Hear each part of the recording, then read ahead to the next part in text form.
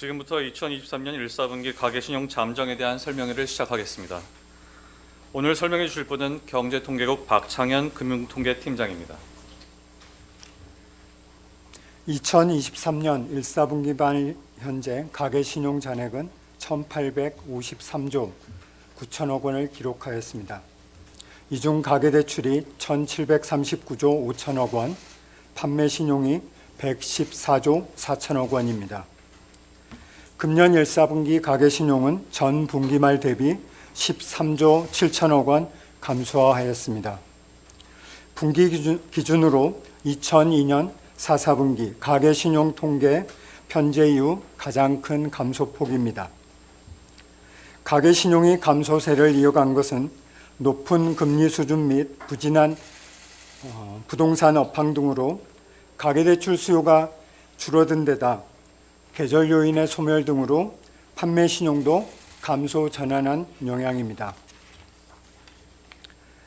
그럼 지금부터는 가계신용의 구성 항목인 가계대출과 판매 신용 현황에 대해 설명드리겠습니다. 먼저 가계대출은 1사분기 중 10조 3천억 원 줄며 3분기 연속 감소하였습니다.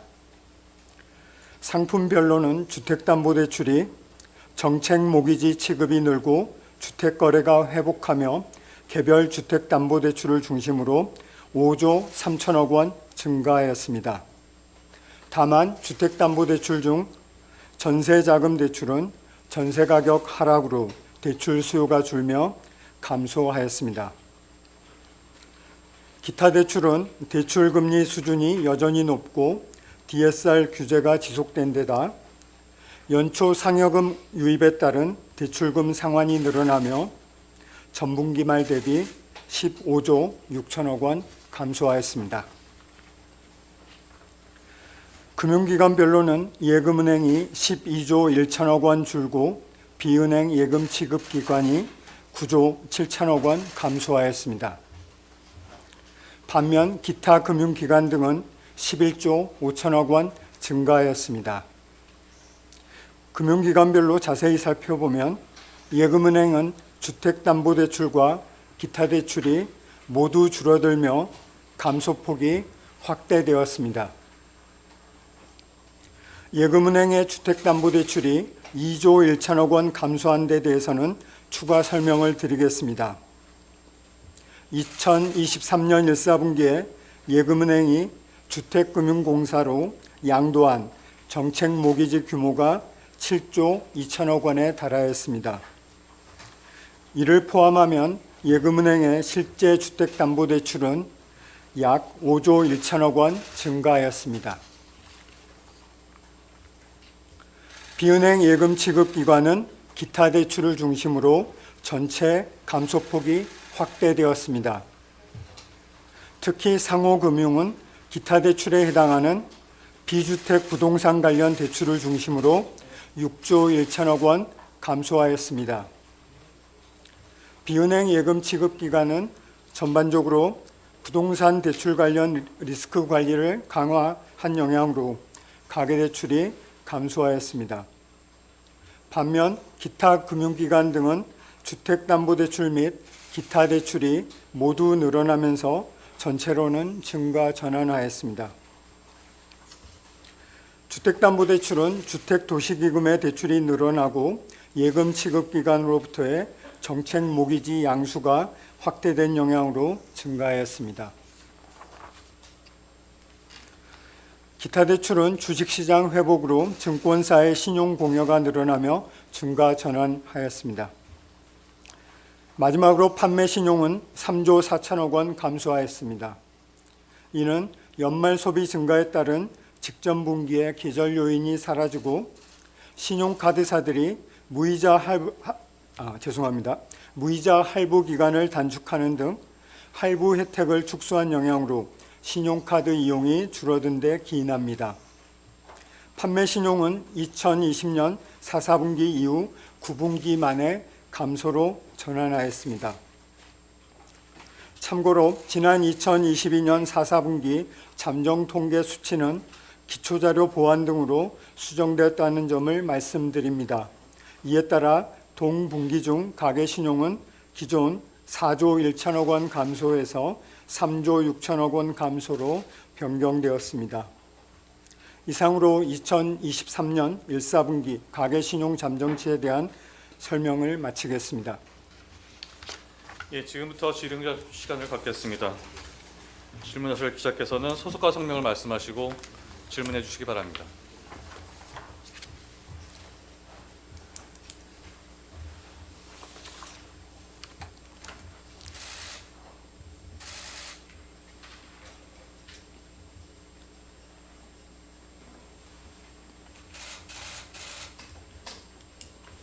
예. 안녕하세요. 저 아이뉴스 24 유정 기자입니다.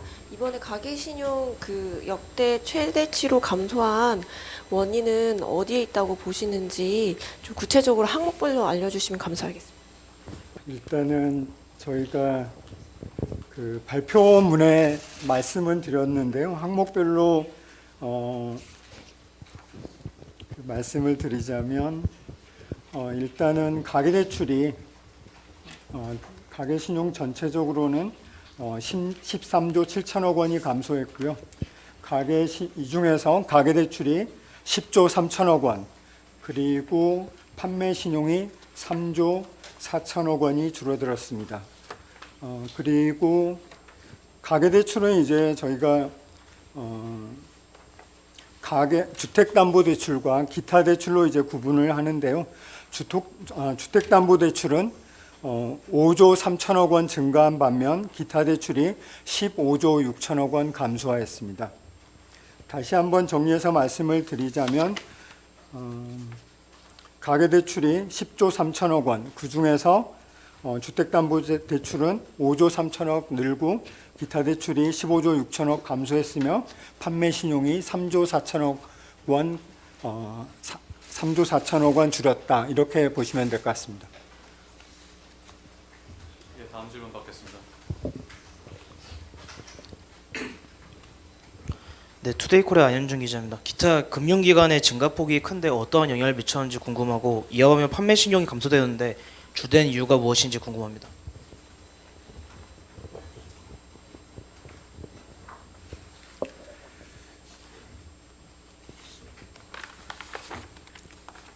일단 기타 금융기관 등 같은 경우에는 이번에 주택담보대출과 기타 대출이 모두 전분기 말 대비해서 증가 전환하였습니다. 전분기 대비 증가 전환하였는데요.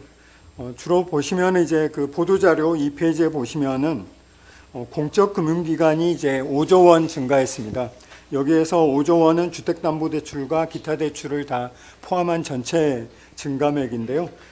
공적 금융기관이 5조 원 증가했고 기타 금융중개사에서 7조 2천억 원이 증가했습니다.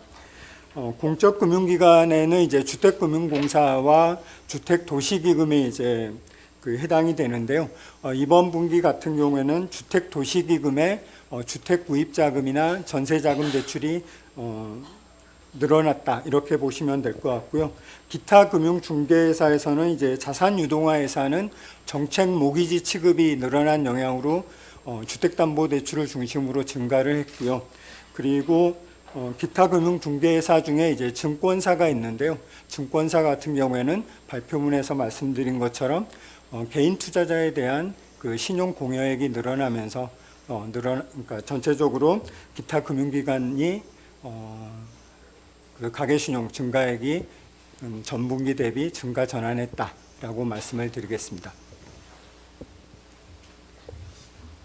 그리고 이제 판매신용에 대해서도 여쭤보셨는데요.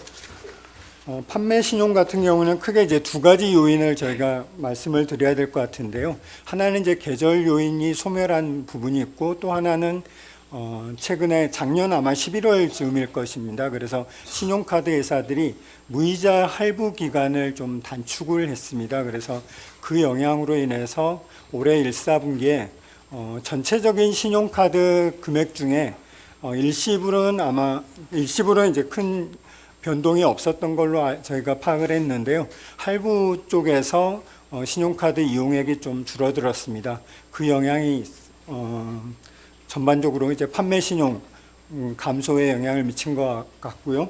뭐 한 가지 이제 계절 요인에 대해서 뭐 추가로 말씀을 드리자면 작년 이제 연말에는 이제 그 소비가 회복되면서 신용카드 이용액도 늘어났었습니다. 그 영향으로 작년 4분기에 그 판매 신용이 증가했었던 효과가 금년 1, 4분기에는 좀 소멸한 측면이 있습니다. 예, 다음 질문 받겠습니다. 네, 중앙일보 김경입니다. 일단 가계대출이랑 판매신용이 동반 감소한 건 이번이 처음이 맞는지 혹시나 해서 확인 부탁드리고요. 그리고 판매신용이 감소한 게 이제 계절적 요인 소멸 이런 영향 등이 있다고 했는데 앞으로 2분기에는 계속 이런 감소 흐름이 지속될 거라고 봐야 할지 전망을 혹시 해줄 수 있다면 부탁드립니다. 일단 먼저 말씀해 주신 이제 가계대출과 판매신용이 동반 감소한 게 이제 처음인지 여쭤보셨는데요.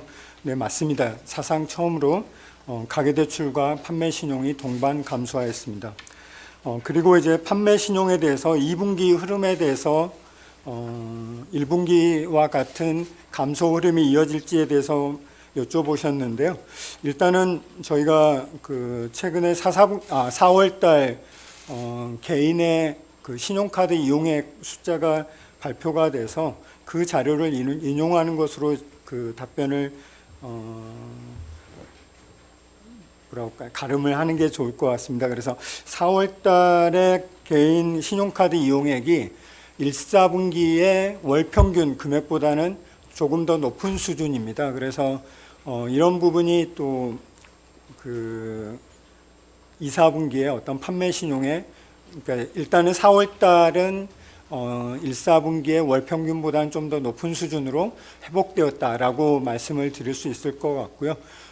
또 하나는 이제 그 최근에 이제 그런 대면 서비스나 뭐 이런 대면 활동이 이제 늘어날 것으로 보이기 때문에 이런 부분도 좀 이제 판매 신용에 영향을 주지 않을까라고 생각을 합니다. 그렇지만 현재로서는 뭐 판매 신용이 뭐 증가한다, 뭐 감소한다 이렇게 단정적으로 보기는 어려울 것 같고요. 뭐 좀 더 그 추이를 지켜봐야 될 것 같습니다. 예, 다음 질문 받겠습니다.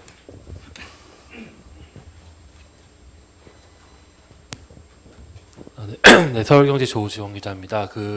1분기 가계신용 잔액이 13.7조로 최대 감소라고 하셨는데 그동안에 증가했던 거에 비해서 이 정도면은 연착륙되고 있다고 평가하시는지 좀 평가를 듣고 싶고요.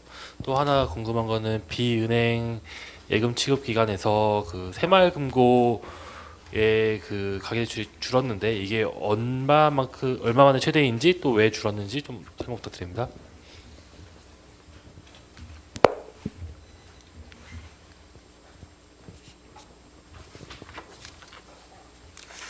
먼저 지난 1, 4분기의 어떤 감소폭 규모를 이제 사실 뭐 이전에 우리나라 그 가계신용이 어떤 그 부채 축소 과정을 경험한 적이 없기 때문에 과거 어떤 그 뭐 이런 감소 시기하고 구분하기는 좀 어려울 것 같고요. 질문에서 말씀하신 것처럼 최근에 가계신용 증가 시기하고 한번 비교를 해보자면 2020년과 20년부터 21년까지 이때는 이제 그 분기별로 가계신용이 30조 원 이상 이제 늘어났었습니다.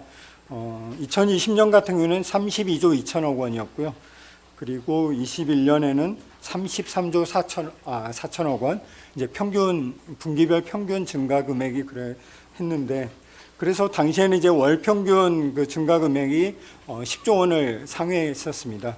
근데 근본 그 1, 4분기의 가계신용 감소폭인 13조 7천억 원은 이 증가 시기의 증가 규모에 비해서는 그렇게 큰 편은 아니다라고 볼 수 있습니다. 그리고 월 평균으로도 4조 5천억 원 감소하였기 때문에 말씀하신 것처럼 그 가계신용의 어떤 최근 흐름에 있어서는 좀 완만한 그 부채 축소 과정에 있다 라고 말씀을 드릴 수 있을 것 같고요. 비은행 예금 취급 기간 중에 새마을금고 같은 경우에는 주택담보대출하고 기타 대출 모두 이제 감소했는데요. 이 부분은 뭐 리스크 관리 강화 영향도 있었던 것 같습니다. 그리고 저희가 새마을금고 관련한 시계월상 특징, 역대 어떤 다른 시기하고 비교하는 그 부분에 대해서는 저희가 현재로서는 지금 자료가 없어서 이 부분은 저희가 확인하고 공보관을 통해서 전달을 드리겠습니다. 양해해 주시면 감사하겠습니다. 예, 다음 질문 받겠습니다.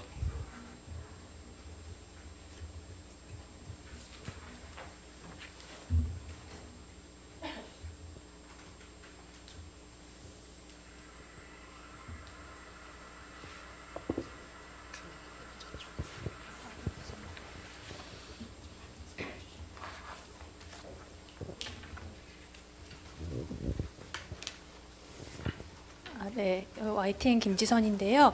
혹시 아까 잠깐 판매 신용 2분기 전망을 해주셨는데 가계대출 쪽은 2분기 전망을 혹시 해주신다면 어떨지 궁금합니다.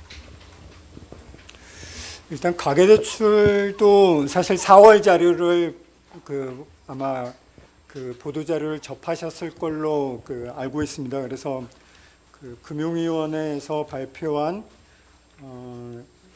4월 가계대출 동향을 보면은 전분기 금융기관의 가계대출이 전분기 대비 2천억 원, 0.2조 원 증가한 것으로 나타났고요.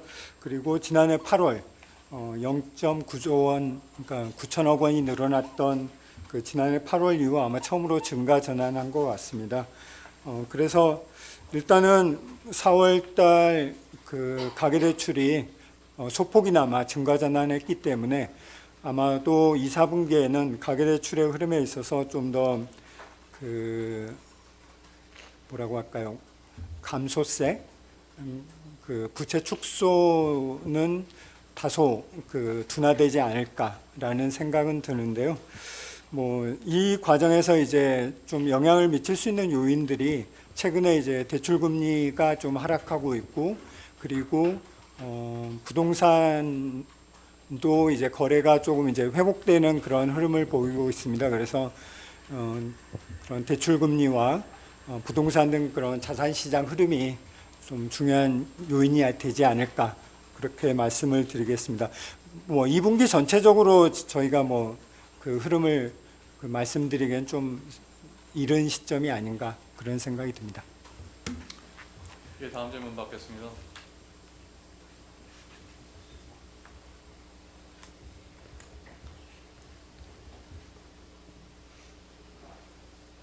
추가 질문이 없으시면 이상으로 기자 설명회를 마치겠습니다. 감사합니다.